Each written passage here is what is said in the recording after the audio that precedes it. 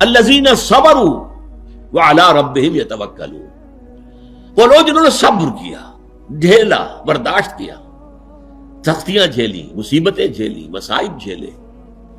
جبکہ مکے کی گلیوں میں گھسیٹا جا رہا تھا حضرت بلال کو، اور جیسے جانور کی لاش گھسیٹی جاتی ہے، کھینچ کر لائی جاتی ہے، اسی طریقے سے ایک زندہ انسان، گوشت پوشت کا انسان، اور اس کے گردن میں رسی ڈال کر دے دی ہے چھوکروں کو، گھسیٹو اس کو گلیوں کے اندر. اور ظاہر بات ہے کہ وہ گلیاں کوئی پیومنٹ تو نہیں تھے، وہاں پر کوئی سڑکیں تو نہیں تھی، وہ کونے رکھنے والے جو ہیں نوکیلے پتھر، جسم ادھڑ رہا ہے، خونم خون ہے. پھر سینے کے اوپر ایک بھاری پتھر رکھ دیا گیا، دھوپ میں ڈال کر، اوپر سے وہ آسمان جیسے آگ برس رہی ہے، ادھر سینے پر پتھر. سانس لینا مشکل سے سانس لے رہے ہیں، لیکن ساتھ ساتھ کہہ رہے ہیں احد احد احد احد احد احد احد، ایک ہی کو مانتا ہوں اور کسی کو نہیں مانتا. الذین صبروا، جن لوگوں نے صبر کیا، وعلی ربہم یتوکلون، اور جو اپنے رب ہی پر توکل کرتے رہے. ہمارا پروردگار ہی ہمارے لیے راستے کھولے گا، ہمارا پروردگار ہی آخر میں ہماری مدد کرے گا، ہمارا پروردگار جو ہے ہمیں کامیابی نصیب فرمائے گا. علی ربہم یتوکلون. وَكَأَيٍّ مِّن دَابَّةٍ لَا تَحْمِلُ رِزْقَهَا، اور کتنے ہی چوپائے ہیں زمین میں تم دیکھتے ہو، وہ اپنا رزق اٹھائے تو نہیں پھرتے. یہ پرندے جو ہیں، کیا ان کا رزق ان کے پاس سٹور میں کہیں ہوتا؟ حضرت مسیح کا ایک بڑا پیارا جملہ ہے سرمن آف دی ماؤنٹ میں. کیوں فکر کرتے ہو، اپنے حواریین سے کہہ رہے، کیوں فکر کرتے ہو کہ کیا کھائیں گے؟ تم جنگل کی چڑیوں کو نہیں دیکھتے کہ وہ خالی پیٹ اپنے گھونسلوں سے نکلتی ہیں اور شام کو آسودہ ہو کر واپس آتی ہیں؟ ان کے پاس کہیں کوئی جمع تو نہیں ہے، کوئی ذخیرہ تو نہیں ہے گندم کا یا کسی اور چیز کا. تو جو آسمان کے پرندوں کو کھانے کو دیتا ہے، کیا وہ تمہیں نہیں دے گا؟ یہ خوبصورت انداز. کیوں فکر کرتے ہو کیا پہنو گے؟ جنگل کی سوسن کو نہیں دیکھتے کہ جس قدر شاندار لباس اللہ نے اسے دیا ہے، رنگین. سلیمان بھی اپنی ساری شان و شوکت کے باوجود ویسا ملبس نہ تھا، ویسا لباس اس کے پاس بھی نہیں تھا. تو جو جنگل کی گھاس کو لباس دیتا ہے، جو آج ہے اور کل جھونک دی جائے گی آگ میں، کیا وہ تمہیں لباس نہیں پہنائے گا؟ یہ ہے توکل اللہ کی ذات پر. وَكَأَيٍّ مِّن دَابَّةٍ لَا تَحْمِلُ رِزْقَهَا اللَّهُ يَرْزُقُهَا وَإِيَّاكُمْ، اللہ ہی انہیں بھی رزق دیتا ہے، تمہیں بھی دے گا. کیوں فکر کرتے ہو کہ کل کیا کھائیں گے؟ آج جس نے تمہیں رزق دیا وہ کل بھی دے گا. تم اس کے اوپر توکل کرو، اعتماد کرو. وَهُوَ السَّمِيعُ الْعَلِيمُ، اور وہ سب کچھ سننے والا ہے، سب کچھ جاننے والا ہے. اس کے بعد حضرت حسن کی خلافت ہوئی 6 مہینے.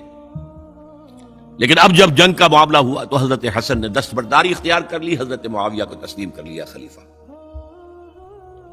حضرت معاویہ صحابی ہیں، کاتب وحی ہیں، حضور کے برادر نسبتی ہیں، صالح ہیں. ام حبیبہ بہن ہے ان کی، جو حضور کی زوجہ محترمہ ہیں. ان کا مقام بہت بلند ہے، لیکن ہم انہیں خلفائے راشدین میں شامل نہیں کرتے، اس لیے کہ ان کا جو خلافت کو اختیار کرنا یا حکومت اختیار کرنا یہ قبائلی عصبیت کی بنیاد پر تھا، باہمی مشورے کی بنیاد پر نہیں تھا. لیکن 20 سال تک ان کا دور حکومت ہے، اور کوئی خونریزی نہیں، کوئی غارت گری نہیں، کوئی اختلاف نہیں، کوئی بغاوت نہیں، کوئی جھگڑا نہیں. مدبر اس درجے کے تھے. اب آئیے آخری سٹیج آئی. حضرت معاویہ کو مشورہ دیا گیا. مغیرہ ابن شعبہ ایک بزرگ صحابی تھے کہ دیکھیے جناب امیر، مسلمانوں میں اختلاف ہوا، 4.5 سال 5 سال خانہ جنگی رہی. اب اگر پھر معاملہ آپ کے انتقال کے بعد ایسے ہی چھوٹ گیا تو اختلافات ہوں گے، جھگڑے ہوں گے، مختلف دعوے دار سامنے آئیں گے، جنگیں ہوں گی، پھر دوبارہ جو ہے فساد ہو جائے گا. آپ کسی کو نامزد کر دیجیے. اور پھر مشورہ دیا اپنے بیٹے یزید کو نامزد کر دیجیے. حضرت معاویہ ریلیکٹنٹ رہے، لیکن اس کے بعد انہوں نے مان لیا اور فیصلہ کر لیا. یہاں میں چاہتا ہوں کہ بات سمجھ لیں اچھی طرح. اس معاملے میں اگر آپ حضرت معاویہ کی نیت پر شک کریں گے تو مجھے آپ کے ایمان پر شک ہو جائے گا. نیت پر نہیں، غلطی ہو سکتی ہے، صحابی ہیں. نیت غلط نہیں تھی. نیت کیا تھی؟ اور میں سمجھتا ہوں 100% درست تھی کہ اب اتنا پانی گزر چکا ہے پل کے نیچے سے وقت کے دریا میں کہ بارے صحابہ سب رخصت ہو چکے. اب اکثریت 9 مسلموں کی ہے. عصبیتیں بھی ہیں، قبائلی عصبیتیں ختم تو نہیں ہوئی. لہذا جب تک کوئی قبائلی عصبیت پیچھے نہیں ہوگی حکومت کے، حکومت نہیں چل سکے گی. یہ ابن خلدون کا لفظ ہے، عصبیت، کوئی چیز جو جوڑے آپ کو. تو دینی عصبیت اب کمزور پڑ گئی ہے، اس لیے کہ حضور نے جن کو تربیت دی تھی وہ اب گئے، اکثر و بیشتر گئے. اب اگر ایسے چھوڑ دیا گیا اور کوئی قبائلی عصبیت پشت پر نہ آئی تو پھر خانہ جنگی ہوگی. 5 سال تک ہوئی. اس بنا پر انہوں نے اسے صحیح سمجھا. آپ اختلاف کر سکتے ہیں، صحابہ کی رائے سے اختلاف ہو سکتا ہے، لیکن آپ ان کی نیت پر شک نہیں کر سکتے. بہرحال واقعہ کیا ہے تاریخی اعتبار سے کہ یہ 10ویں سال میں نامزد کر دیا یزید کو اپنے بعد خلیفہ کے لیے، ولی عہد. اس وقت تقریباً سب نے بات مان لی سوائے 5 افراد کے. وہ 5 افراد بہت اہم تھے، بہت اہم. ابو بکر اہم ترین آدمی تھے، ان کے بیٹے عبد الرحمن ابن ابو بکر. عمر نمبر 2 تھے، عبداللہ ابن عمر. زبیر عبداللہ ابن زبیر. عباس عبداللہ ابن عباس. اور حسین ابن علی. حضرت حسن کا انتقال ہو گیا تھا. اہل تشیع کا کہنا یہ کہ زہر دیا گیا، واللہ اعلم، میں کچھ نہیں کہہ سکتا. میں کوئی تاریخ کا محقق اس معنی میں نہیں ہوں، میں موٹی موٹی باتیں جانتا ہوں. بہرحال انتقال ہو گیا تھا. 5 آدمیوں نے نہیں مانا. لیکن دیکھیے یہ تھی تدبر کی بات حضرت امیر معاویہ کی. کوئی دباؤ نہیں ڈالا، کوئی جبر نہیں کیا، کوئی کسی کو نقصان نہیں پہنچایا کہ نہیں مان رہے تو یہ کر دیں. نہیں، دیکھیں گے جب وقت آئے گا.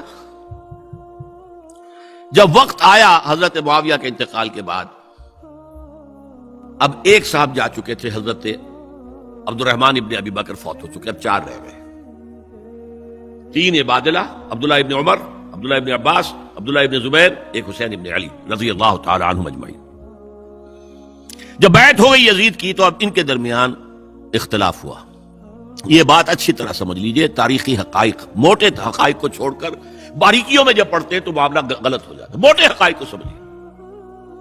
جیسے کہتے ہیں میکرو اکنامکس اور مائکرو اکنامکس. میکرو ہسٹری جو ہے، 2 ایک طرف ہو گئے، 2 ایک طرف ہو گئے.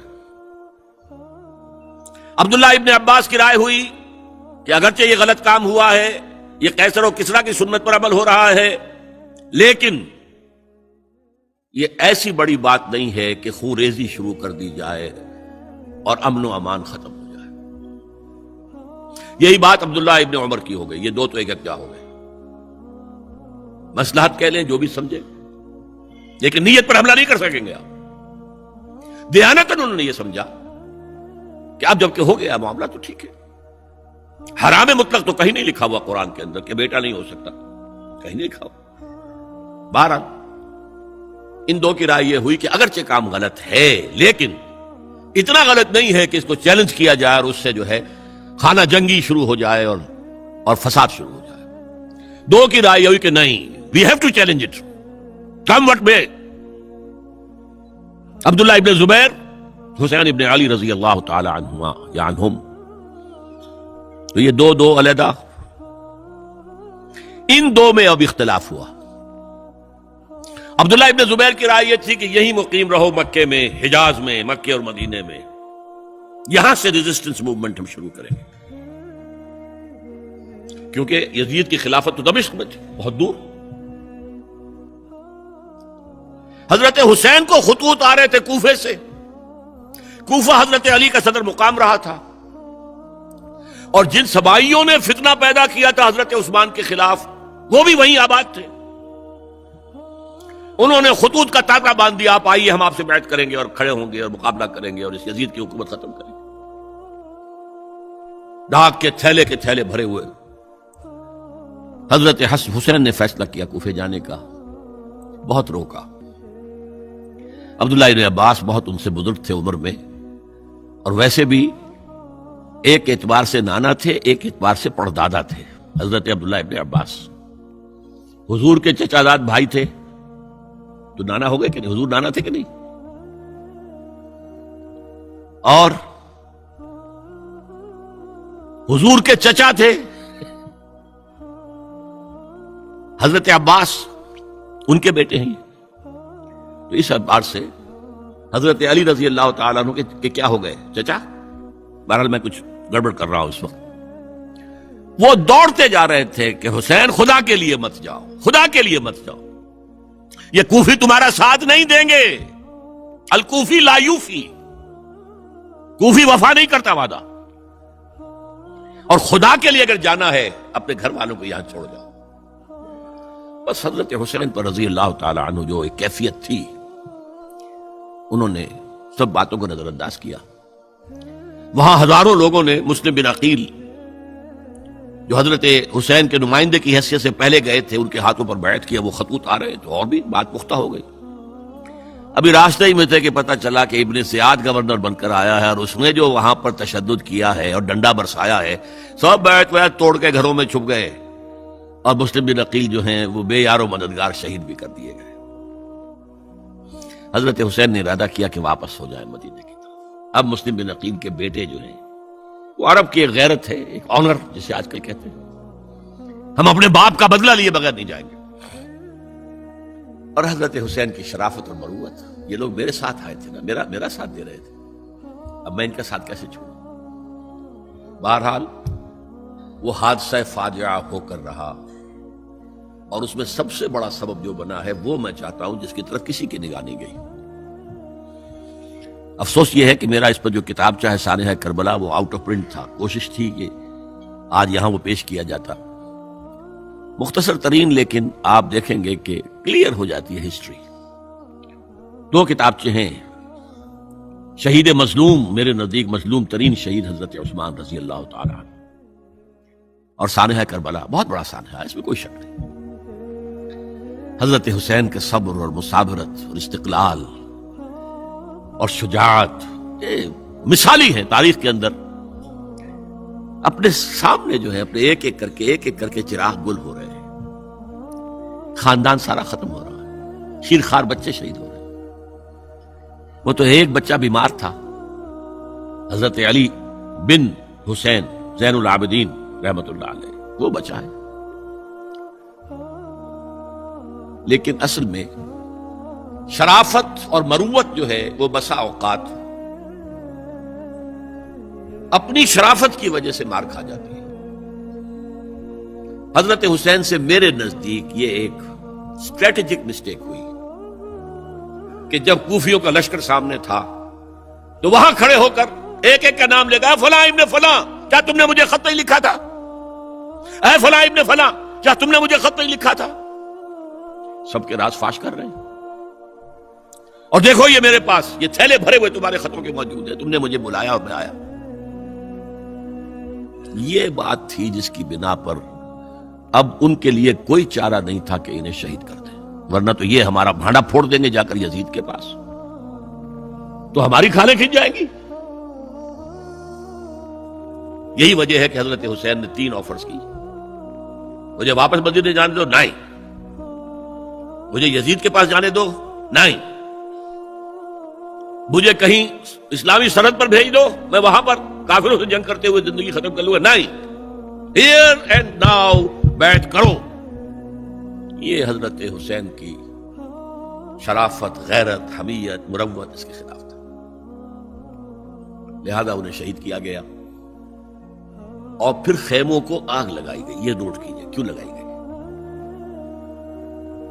اگر تو یہ غصے اور انتقام میں اور وینجینس میں ہوتا تو حضرت علی بن حسین زین العابدین کو بھی شہید کرنا چاہیے تھا، نہیں کی.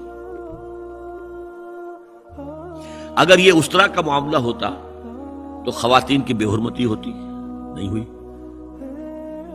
یہ خیمے کیوں جلائے؟ تاکہ وہ جو ایویڈنس ہے وہ ختم ہو جائے. ہمارے خلاف یہ جو ڈاکومنٹری پروف لیے پھر رہے ہیں، خیمے جلیں گے اور یہ تھیلے بھی جل جائیں گے اور یہ خطوط بھی جل جائیں گے اور ہم بچ جائیں گے۔ یہ ہے میرا تجزیہ۔ بہرحال اس میں کوئی شک نہیں کہ تاریخ انسانی کے عظیم حوادث میں سے وہ ہے، اور میرے نزدیک حضرت حسین رضی اللہ تعالیٰ عنہ کا اختلاف کر سکتا ہے، جو چاہے کرے، حضرت حسین سے اختلاف کرے اور اتفاق کرے حضرت عبداللہ ابن عمر، عبداللہ ابن عباس کے ساتھ، تب بھی ٹھیک ہے۔ اور اگر حضرت عبداللہ ابن عباس اور عبداللہ ابن عمر سے اتفاق کرے اور حضرت حسین ان سے اختلاف کرے، تب بھی شک ہے۔ معصوم کوئی نہیں، ہمارے نزدیک معصومیت خاصہ نبوت ہے، نبوت ختم ہوئی حضور پر، معصومیت ختم ہوئی۔ غلطی ہر ایک سے ہو سکتی ہے اور آپ رائے رکھ سکتے ہیں، لیکن کسی صحابی کی نیت پر حملہ نہیں کریں گے۔ صحابی کی نیت پر حملے کا مطلب کیا ہے کہ محمد صلی اللہ علیہ وسلم تزکیہ نفس نہیں کر پائے، یہ ریفلیکٹ کرے گی حضور کی اس پوری کی پوری جد و جہد پر کہ شخصیت سازی نہیں کر پائے محمد صلی اللہ علیہ وسلم، نہیں، معاذ اللہ ثم معاذ اللہ ثم معاذ اللہ۔ بہرحال یہ ہے تاریخ کے اعتبار سے ہمارے ہاں جو عظیم ترین ذی الحجہ کے مہینے میں حضرت عثمان شہید ہوئے تھے، 28 ذی الحجہ کو حضرت عمر پر حملہ ہوا تھا، 1 محرم کو ان کی شہادت ہوئی تھی، 10 محرم کو یہ سانحہ کربلا پیش آیا تھا۔ یہ ہماری اس ابتدائی تاریخ کے اہم لینڈ مارکس ہیں جنہیں ہم شہادت کے نام سے جانتے ہیں، لیکن میں اب پھر دوبارہ کہوں گا یہ اللہ کی راہ میں قتل ہوئے۔ وَلَا تَقُولُوا لِمَنْ يُقْتَلُ فِي سَبِيلِ اللَّهِ أَمْوَاتٌ بَلْ أَحْيَاءٌ وَلَٰكِنْ لَا تَشْعُرُونَ وَلَا تَحْسَبَنَّ الَّذِينَ قُتِلُوا فِي سَبِيلِ اللَّهِ أَمْوَاتًا بَلْ أَحْيَاءٌ عِندَ رَبِّهِمْ يُرْزَقُونَ۔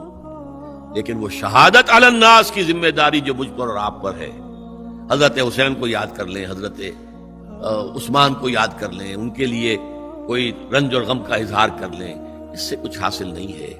حاصل تو یہ ہے کہ شہادت علی الناس کی تیاری کیجئے، اپنی ذاتی زندگی میں آج سے گواہی دیجئے اللہ کے بندے ہونے کی، اپنے عمل میں، اپنے قول میں، اور کوشش کیجئے کہ مل جل کر اس ملک کے اندر وہ نظام برپا کرے کہ جو شہادت علی الناس دین حق کے ایک کامل نمونے کے طور پر دنیا پر حجت قائم کر دے کہ دیکھ لو اپنی آنکھوں سے، یہ ہے وہ دین حق جو محمد لے کر آئے تھے۔ اللہ تعالیٰ مجھے اور آپ کو اس کی توفیق عطا فرمائے۔